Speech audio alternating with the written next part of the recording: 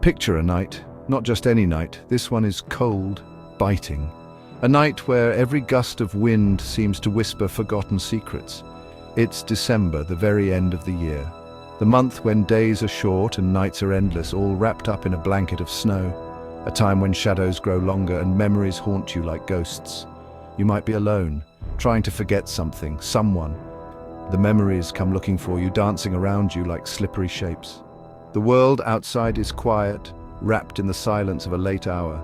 Every house seems to be asleep, every street empty. Inside, maybe a single lamp is flickering, making spooky shapes on the walls. The shadows dance and make strange, creepy figures.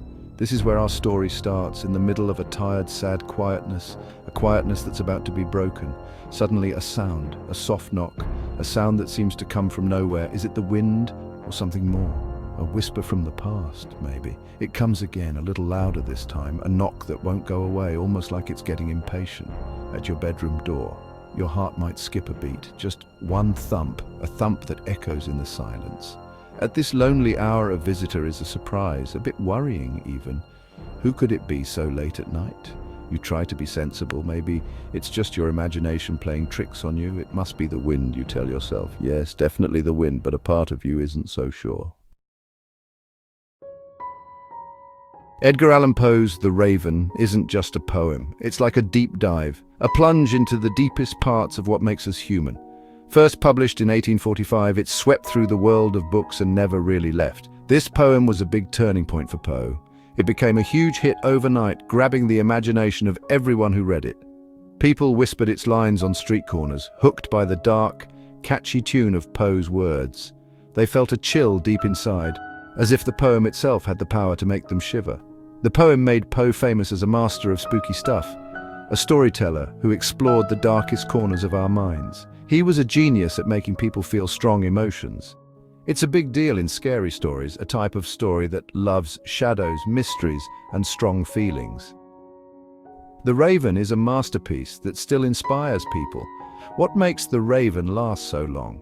Maybe it's because its ideas are about things everyone goes through, things that still matter today. Losing someone, feeling sad. These things happen to everyone, no matter when or where. That desperate human need for answers when the world around us is quiet, like shouting into an empty space, hoping to hear something back.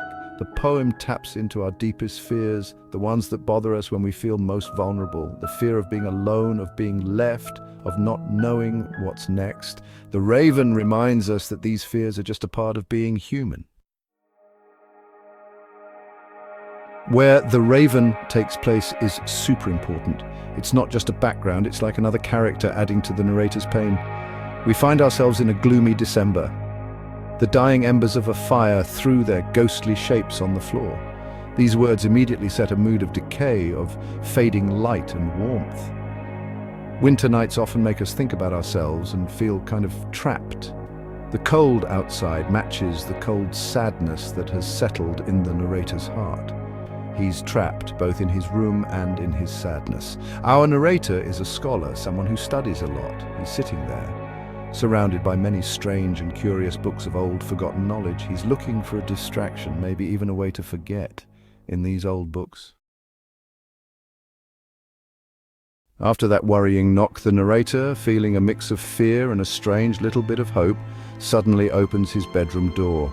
His heart is racing, each beat echoing in the heavy silence of the night.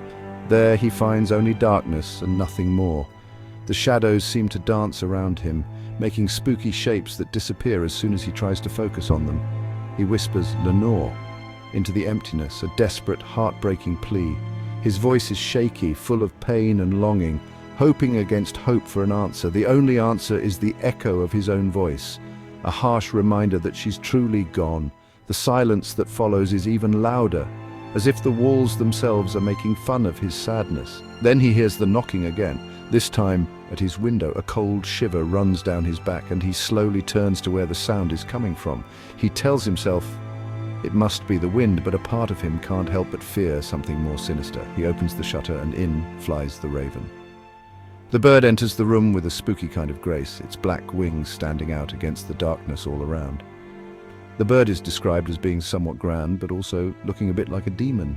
Its sharp eyes seem to look right into the narrator's soul, as if it's carrying a message from somewhere beyond. In stepped a grand raven from the holy days of long ago. Its presence commands a serious quiet, as if time itself has stopped to watch this moment. It doesn't flutter around, it settles down. Every move is planned, every action filled with secret meaning. To be exact, it lands on a bust of Pallas right above my bedroom door. This choice of perch isn't random, it seems to mean something important. Pallas Athena is the Greek goddess of wisdom. The meaning here is strong. The difference between wisdom and the darkness the raven represents is very striking. This creature, seeming like a messenger of darkness or a bringer of bad luck, places itself right above the symbol of reason and knowledge. The narrator can't help but wonder what this means for him and his future. Poe was a very careful worker, and The Raven is an amazing example of how to use poetry skills. The way the poem is built is very consistent, using lines with 8 beats or 8-beat lines, following a pattern of stressed-unstressed syllables. This creates a driving, almost unstoppable rhythm, like a slow, gloomy drum beat that goes along with the narrator's downward spiral. The rhyming pattern, A, B, C, B, E, B, B, B, with tricky rhymes inside the A and C lines, like dreary and weary or napping and tapping, adds to its song-like and mesmerizing quality, a sound that sticks in your head. The words Poe uses are full of repeating sounds, like when words start with the same letter or have similar vowel sounds. As the poem reaches its most intense part, the narrator, now completely eaten up by pain, yells at the raven. He demands that it go away, to take thy beak from out my heart and take thy form from off my door. He longs for this suffering to end, for a return to some kind of peace. No matter how shaky it might be, he hopes maybe that by getting rid of the bird, he can also get rid of the sadness it stands for. But the raven, as always, stays put, not bothered at all, a permanent fixture in his room of despair. The last stanza delivers the crushing ending. The raven hasn't just stayed on the pages of poetry books, it has taken flight, its dark wings casting a long shadow over pop culture for more than 150 years. Its ideas about loss, madness, and spooky things really connect with people, making it perfect for new versions and retellings. From serious dramatic readings to funny spoofs, Poe's bird has found its way into almost every kind of entertainment you can think of. Poe's The Raven is more than just a story about a man and a bird. It's a look at what it means to be human when facing a loss that's too hard to bear. It dives into those deep, dark places where clear thinking starts to fall apart and sadness takes root, becoming a friend that never leaves. The poem's lasting power comes from how it makes us face these uncomfortable truths. It holds up a dark mirror to us, showing our own ability to feel despair, our own times of asking questions when the world around us is silent. Have you ever felt a sadness so deep that it seemed to have a voice of its own?